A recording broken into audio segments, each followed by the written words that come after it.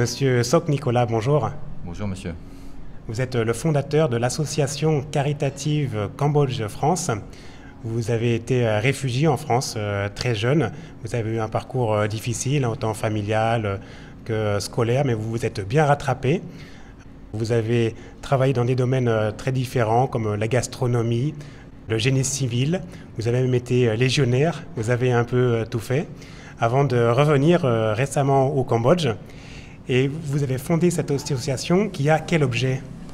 Vu la chance que j'ai eue de pouvoir partir en France, d'avoir eu une bonne éducation, d'avoir eu des diplômes, comparé au Cambodge qui n'ont pas les moyens d'aller à l'école. Je suis revenu au Cambodge, j'ai pris la décision personnelle de créer cette association afin d'aider vraiment les personnes qui sont en difficulté, qui n'ont pas les moyens de pouvoir aller à l'école, qui n'ont pas les moyens de se nourrir correctement. Alors oui, vous aidez effectivement les familles les plus pauvres, qui sont titulaires, comme on dit en khmer, d'un Ban Krai Kra. Vous êtes installé dans la province de Prey Veng. Quelles sont vos activités exactement ? Mes employés, tous les jours, ils partent en moto. Voilà, ils sont 4 exactement. Oui. Et ils vont voir le chef du village. Et ils leur demandent la liste des personnes qui ont ce qu'on appelle le certificat de pauvreté numéro 1. Donc ces personnes-là sont assez âgées. Les employés de l'association vont et les interviewent. Et c'est là qu'on fait une présélection pour voir lesquels qu'on va aider en urgence. Voilà, c'est-à-dire que vous faites un travail d'enquête sociale pour voir quelles familles sont les plus nécessiteuses.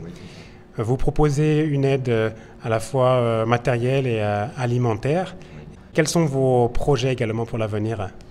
Ce qu'on appelle la CMU en France. Je viens d'acquérir un terrain qui fait 5000 m². Pour ceux qui ont les Ban Krai Kra numéro 1, les certificats de pauvreté numéro 1, eux seront pris en charge par l'association à 100%. Ceux qui ont le numéro 2, ça sera dégressif, donc ils ne paieront que 25%. Et les gens normaux paieront le prix fort. Je comprends bien. Cependant, les titulaires des Ban Krai Kra numéro 1, c'est-à-dire les citoyens les plus pauvres, ont normalement le droit de bénéficier de soins gratuits à l'hôpital. Alors pourquoi avoir recours à une association ? Souvent, ils sont soignés, mais pas avec les moyens, puisque les pauvres, on les soigne avec les médicaments qui ne sont pas vraiment ciblés sur cette maladie.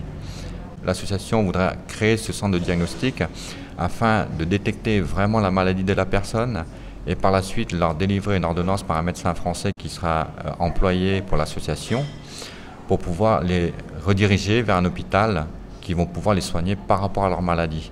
Il y a de nombreuses ONG au Cambodge qui œuvrent dans le domaine de l'humanitaire, du caritatif. Pourquoi créer en plus une association ? J'ai créé cette association le 21 octobre 2019. Donc comme moi je suis jeune, j'ai besoin juste des personnes qui ont un peu de cœur pour faire un petit don. Le montant de la somme pour moi ne m'importe.